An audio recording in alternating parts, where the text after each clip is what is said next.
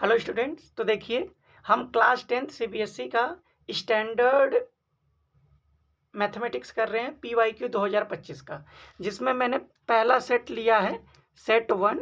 Question paper code जो है वो आपके पास वो है 31-1 का, जिसमें हम आपको 6 MCQ करा दिए हैं। आज हम 7 से 10 MCQ करेंगे, ठीक है। तो 7वां MCQ आपके सामने है कि the tangent drawn at the extremities of the diameter of circle are always parallel, perpendicular, equal या फिर इंटरसेक्टिंग। ये 4 आपके पास ऑप्शन है। ये कह रहे हैं कि अगर मेरे पास कोई सर्कल है, जैसे मान लीजिए ये मेरे पास कोई सर्कल है, और ये कह रहे हैं कि अगर इस सर्कल के डायमीटर क्या होता है, वो लाइन जो सेंटर से पास करे, ठीक है। मतलब ये मान लीजिए मेरे पास डायमीटर है, ये वाली लाइन। अगर ये कह रहे हैं कि इसके एक्सट्रीमिटीज मतलब कि इसके एंड पॉइंट पे अगर हम कोई लाइन ड्रॉ करते हैं तो वो लाइंस क्या होंगी, पैरेलल होंगी कि परपेंडिकुलर होंगी कि इक्वल होंगी कि इंटरसेक्टिंग होंगी। तो अब मेरी बात ध्यान से देखिए, अगर ये सर्कल का सेंटर है तो आपको भी पता है, आपने थ्योरम पढ़ा है कि सेंटर से टेंजेंट पे जो लाइन होती है वो परपेंडिकुलर होती है। सेंटर से टेंजेंट पे जो लाइन होती है जिसको रेडियस बोलते हैं, वो टेंजेंट पे क्या होती है, परपेंडिकुलर होती है। मतलब कि ये एंगल 90 डिग्री होगा और ये वाला भी एंगल कितना होगा, 90 डिग्री। और अगर ये दोनों एंगल 90 डिग्री है तो इनका सम कितना हुआ, 180 डिग्री। और आप 9th में पढ़े हैं कि अगर दो पैरेलल लाइंस को अगर कोई ट्रांसवर्सल कट करें तो उनके कंसेक्यूटिव इंटीरियर एंगल का सम 180 डिग्री होता है, ठीक है। तो यही बात है कि ये दोनों जो है वो कंसेक्यूटिव इंटीरियर एंगल है, तो इनका सम कितना आ रहा है, 180 डिग्री। इसका मतलब कि ये दोनों लाइंस क्या होंगी, पैरेलल होंगी, और ये जो डायमीटर होगा वो क्या होगा, वो उसका ट्रांसवर्सल होगा। तो लाइन हमेशा जो डायमीटर के एक्सट्रीमिटीज पे खींची जाती है वो हमेशा क्या होती है, पैरेलल। तो ऑप्शन नंबर ए सही है आपका, ठीक है। आपको समझ में आया होगा। अब हम क्वेश्चन नंबर 8 की ओर बढ़ेंगे। आप क्वेश्चन एक बार ध्यान से पढ़िए। क्वेश्चन नंबर 8 है क्या, क्वेश्चन नंबर 8 है आपके पास, in a triangle ABC and DEF। ABC और DEF की बात कर रहा है वो, कि अगर हमारे पास एक ट्रायंगल ABC हो और एक ट्रायंगल DEF हो, ट्रायंगल ABC और ट्रायंगल DEF है, तो इसमें गिवन है एंगल B जो है एंगल E के बराबर है, एंगल B बराबर है एंगल E के।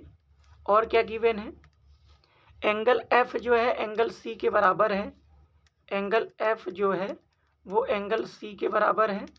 और क्या गिवन है, AB इक्वल टू 3DE है, AB equal to 3DE, AB equal to 3DE। तो आपके पास ऑप्शन क्या क्या है, ऑप्शन है कि कॉन्ग्रेंट होगा but not similar, congruent but not similar, congruent as well as similar, neither congruent nor similar, similar but not congruent, ठीक है। अब ध्यान से देखिए, कॉन्ग्रेंसी ऑफ ट्रायंगल में आप जानते हैं कि अगर दो ट्रायंगल हैं और उनके अगर करस्पॉन्डिंग साइड्स बराबर हैं तीनों, तब तो जो करस्पॉन्डिंग साइड्स बराबर होना चाहिए और करस्पॉन्डिंग एंगल बराबर होना चाहिए। तो दोनों ट्रायंगल क्या होते हैं, कॉन्ग्रेंट होते हैं।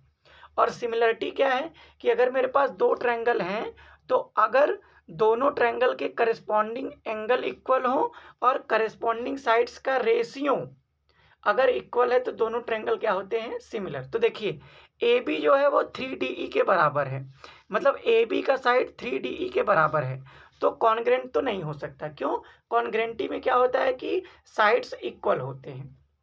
अच्छा देखिए, कह रहा है कि एंगल B जो है वो एंगल E के बराबर है और एंगल F जो है एंगल C के बराबर है। तो आप एक सिमिलरिटी पढ़े हैं, ए सिमिलरिटी मतलब एंगल एंगल सिमिलरिटी। तो एंगल से ये दोनों ट्रायंगल क्या हो जाएंगे, सिमिलर। और AB इक्वल टू 3DE दिया है, मतलब AB का जो साइड है वो DE से 3 गुना ज़्यादा है, तब क्या होगा, साइड्स तो इक्वल नहीं है, तो दोनों ट्रायंगल सिमिलर हैं किससे, AA से, लेकिन कॉन्ग्रेंट नहीं है। तो मतलब कि triangle are similar but not congruent.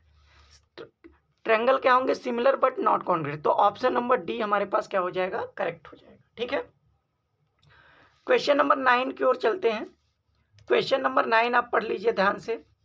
Question number 9 है कि इफ -1 के पावर n प्लस -1 के power 8 equal to 0 then n is any positive integer, any negative integer, any odd number, any even number.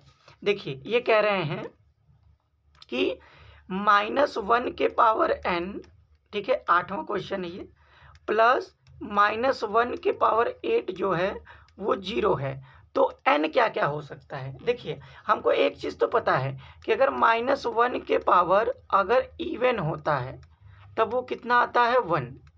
कितना आता है, 1। और अगर -1 के पावर अगर ऑड नंबर होता है तब वो कितना आता है, -1। तो देखिए ये 0 कब आएगा, ये 0 तब आएगा, देखिए -1 के पावर 8 क्या होगा, ये तो 1 होगा, ये क्या होगा, 1 होगा। लेकिन इसको 0 लाने के लिए ये वाली वैल्यू क्या होनी चाहिए, -1 होनी चाहिए, तभी तो -1 + 1 ऐड होके क्या आ जाएगा, 0। तो -1 के पावर n, -1 कब आएगा, जब n क्या होगा, ऑड इंटीजर होगा। क्या होगा, ऑड इंटीजर। तो मैं कह सकता हूँ कि n जो है वो एनी ऑड नंबर होना चाहिए, मतलब ऑप्शन नंबर सी क्या है, करेक्ट है। अब देखिए क्वेश्चन नंबर 10 की ओर चलेंगे। क्वेश्चन नंबर 10 भाई बहुत अच्छा क्वेश्चन है। क्वेश्चन नंबर 10 ध्यान से समझिए क्या कह रहा है। कह रहा है कि 2 polynomial are shown in the graph below. कह रहा है कि 2 पॉलिनोमियल का ग्राफ दिया है, the number of distinct zeros of both polynomial. तो देखिए जीरोज किसको बोलते हैं, जीरोज बोलते हैं कि अगर मेरे पास कोई ग्राफ, अगर कोई ग्राफ एक्स एक्सिस को जितनी बार कट करता है वो उसका जीरोज होता है। तो इस ग्राफ के कितने जीरोज होंगे, 2। क्यों, क्योंकि वो एक्स एक्सिस पे 2 जगह कट कर रहा है।